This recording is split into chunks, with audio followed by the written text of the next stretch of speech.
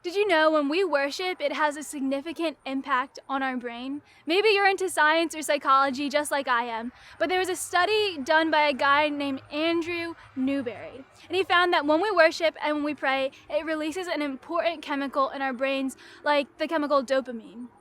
And that when we spend as little as 12 minutes in prayer and in worship, it greatly improves our brain functioning. In other words, when we worship and pray, it's a good thing and it's an important thing for our spiritual life as well as our physical life. In 1 Chronicles chapter 13, it says this: "Sing to the Lord, all the earth. Proclaim his salvation day after day. Declare his glory among the nations, his marvelous deeds among all people." And what a great reminder this is for us today. And when the thing about worship is we don't worship God out of obligation. We don't worship because God says that we have to do it.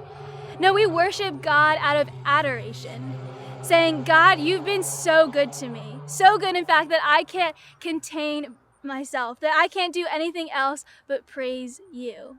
I know there's some days where it feels like worshiping out of adoration is a no-brainer.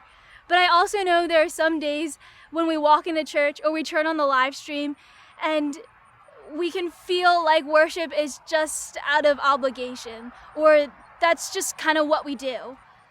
May you be encouraged today that the same God who loves you on your greatest days is the same God who loves you just as much on your lowest days. That he's the same God yesterday, today, and tomorrow.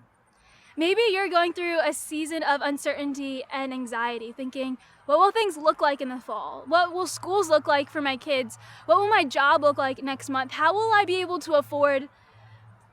I once heard it said, when we don't know what to do, we are persistent in prayer and consistent in praise. Continue to pray for the uncertainties. Be persistent in prayer for your anxieties. And don't give up on praising him. God's got you, he loves you, and he's holding you up with his right hand.